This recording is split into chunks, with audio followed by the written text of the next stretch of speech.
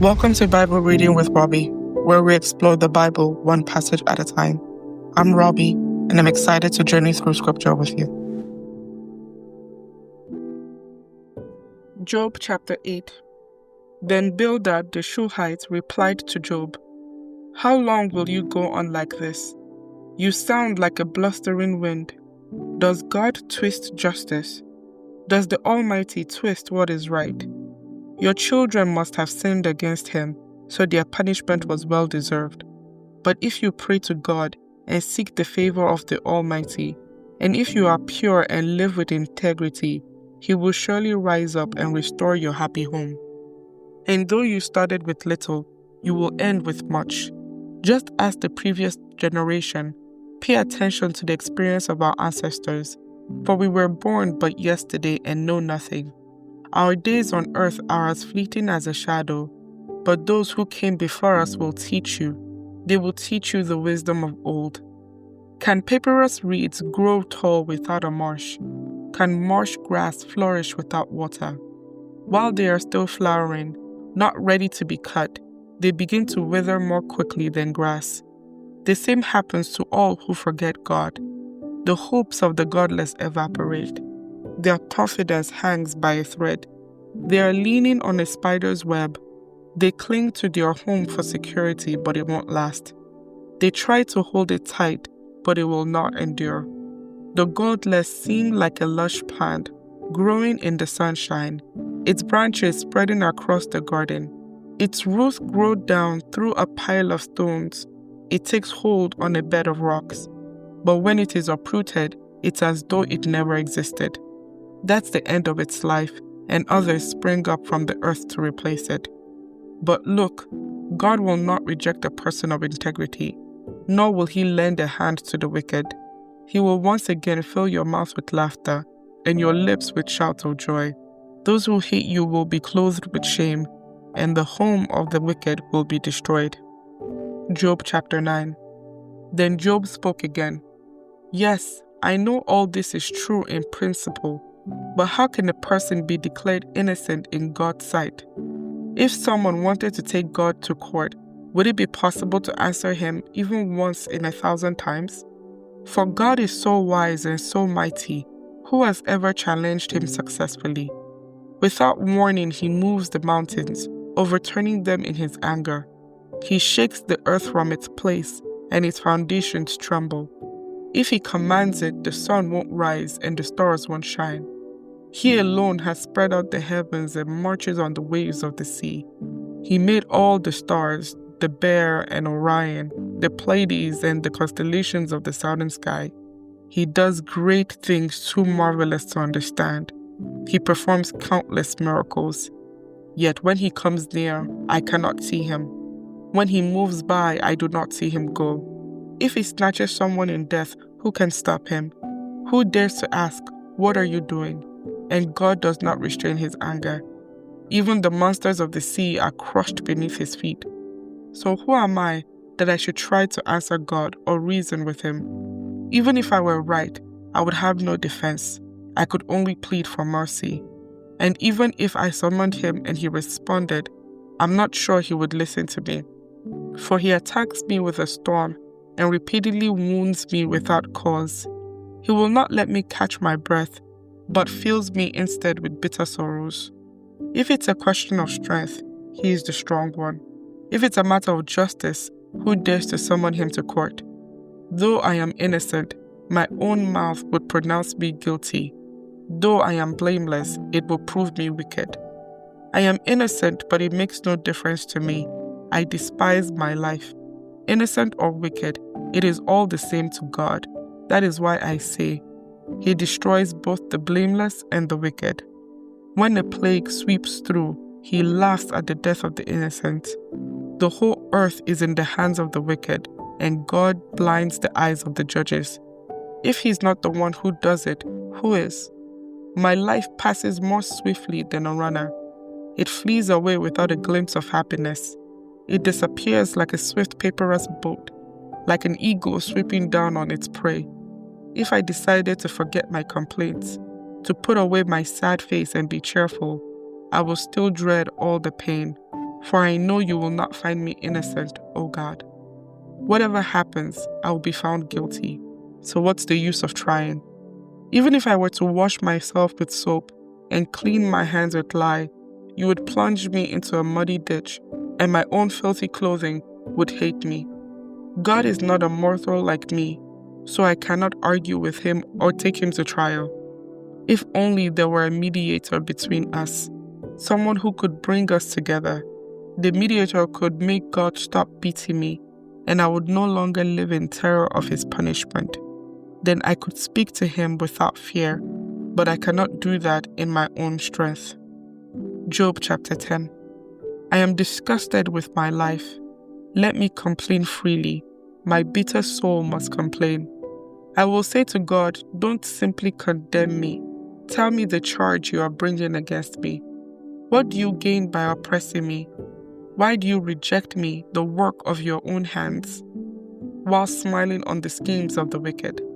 Are your eyes like those of a human? Do you see things only as people see them? Is your lifetime only as long as ours? Is your life so short that you must quickly probe for my guilt and search for my sin? Although you know I am not guilty, no one can rescue me from your hands. You formed me with your hands, you made me, yet now you completely destroy me. Remember that you made me from dust. Will you turn me back to dust so soon? You guided my conception and formed me in the womb. You clothed me with skin and flesh, and you knit my bones and sinews together. You gave me life and showed me your unfailing love. My life was preserved by your care. Yet your real motive, your true intent, was to watch me, and if I sinned, you will not forgive my guilt. And even if I'm innocent, I can't hold my head high, because I am filled with shame and misery.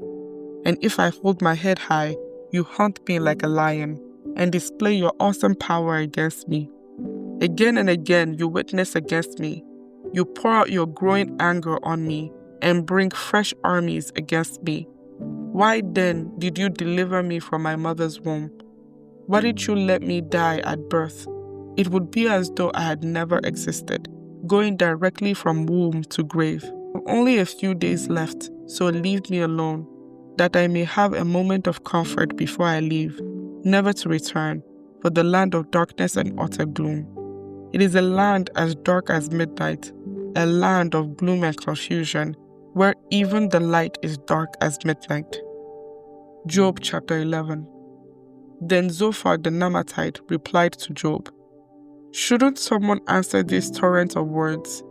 Is a person proved innocent just by a lot of talking? Should I remain silent while you babble on? When you mock God, shouldn't someone make you ashamed? You claim, my beliefs are pure, and I'm clean in the sight of God. If only God would speak, if only he would tell you what he thinks, if only he will tell you the secrets of wisdom, for true wisdom is not a simple matter. Listen, God is doubtless punishing you far less than you deserve. Can you solve the mysteries of God? Can you discover everything about the Almighty? Such knowledge is higher than the heavens. And who are you? It is deeper than the underworld. What do you know? It is broader than the earth and wider than the sea. If God comes and puts a person in prison or calls the court to order, who can stop him? For he knows those who are false, and he takes note of all their sins. An empty-headed person won't become wise, any more than a wild donkey can bear a human child. If only you would prepare your heart and lift up your hands to him in prayer. Get rid of your sins and leave all iniquity behind you. Then your face will brighten with innocence. You will be strong and free of fear. You will forget your misery. It will be like water flowing away. Your life will be brighter than the noonday. Even darkness will be as bright as morning. Having hope will give you courage. You will be protected and will rest in safety. You will lie down unafraid, and many will look to you for help. But the wicked will be blindsided. They will have no escape.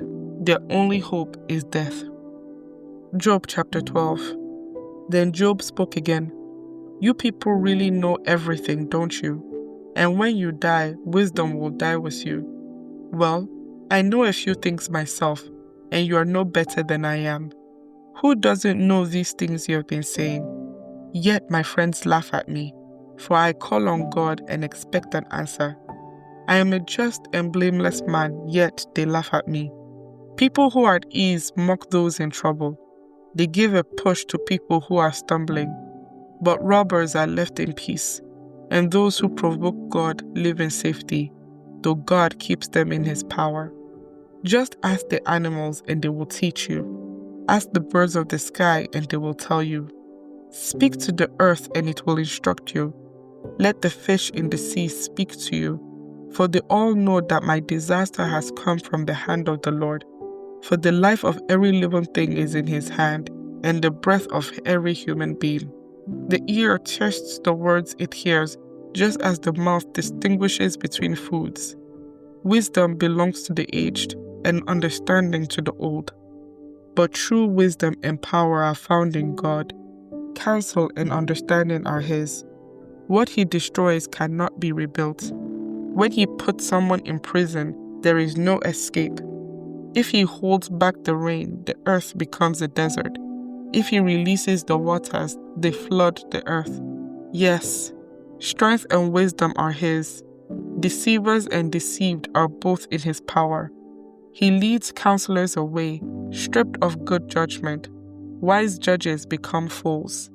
He removes the royal robes of kings. They are led away with ropes around their waists. He leads priests away, stripped of status. He overthrows those with long years in power. He silences the trusted advisor and removes the insight of the elders.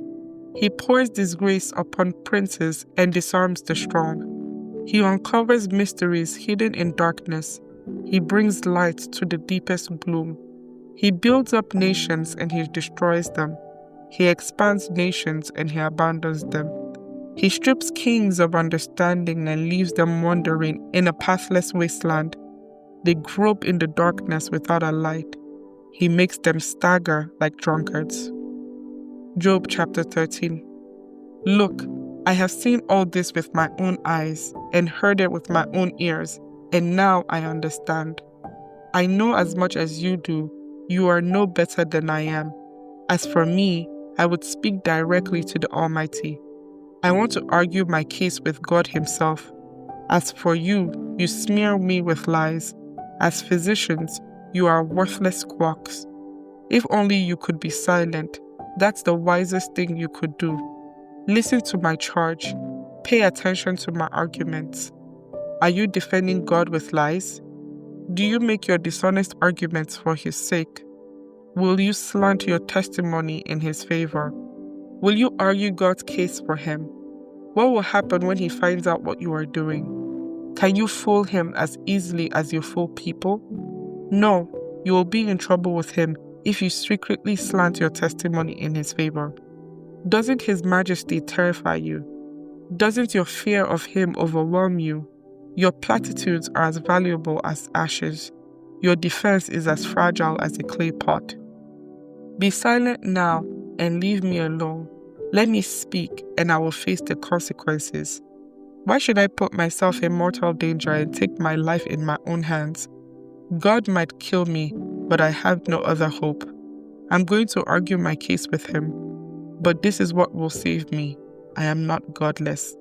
If I were, I could not stand before him. Listen closely to what I'm about to say. Hear me out. I have prepared my case. I will be proved innocent. Who can argue with me over this?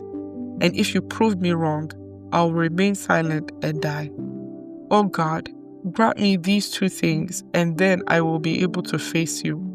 Remove your heavy hand from me, and don't terrify me with your awesome presence. Now summon me, and I will answer, or let me speak to you, and you reply. Tell me, what have I done wrong? Show me my rebellion and my sin. Why do you turn away from me? Why do you treat me as your enemy? Would you terrify a leaf blown by the wind? Would you chase dry straw? You write bitter accusations against me and bring up all the sins of my youth. You put my feet in stocks. You examine all my paths. You trace all my footprints. I waste away like rotten wood, like a moth-eaten coat. Job chapter 14. How frail is humanity? How short is life? How full of trouble? We blossom like a flower and then wither. Like a passing shadow, we quickly disappear. Must you keep an eye on such a frail creature and demand an accounting from me? Who can bring purity out of an impure person? No one. You have decided the length of our lives. You know how many months we will live, and we are not given a minute longer. So leave us alone and let us rest. We are like hired hands, so let us finish our work in peace. Even a tree has more hope. If it is cut down, it will sprout again and grow new branches. Though its roots have grown old in the earth, and its stump decays, at the scent of water it will bud and sprout again like a new seedling. But when people die, their strength is gone. They breathe their last, and then where are they? As water evaporates from a lake and a river disappears in drought, people are laid to rest and do not rise again. Until the heavens are no more, they will not wake up, nor be roused from their sleep. I wish you would hide me in the grave and forget me there until your anger has passed. But mark your calendar to think of me again. Can the dead live again? If so, this would give me hope through all my years of struggle, and I would eagerly await the release of death. You would call and I would answer, and you would yearn for me, your handiwork. For then you would guard my steps instead of watching for my sins. My sins would be sealed in a pouch, and you would cover my guilt.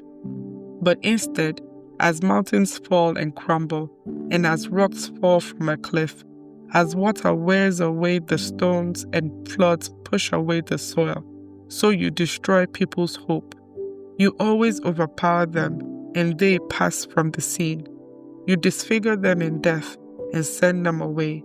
They never know if their children grow up in honor or sink to insignificance. They suffer painfully. Their life is full of trouble. May the Lord bless the reading of His Word. Thank you for joining me on this episode of Bible Reading with Robbie. If you enjoyed our time together, please subscribe and share this podcast with others. Join us next time as we continue on our journey through Scripture.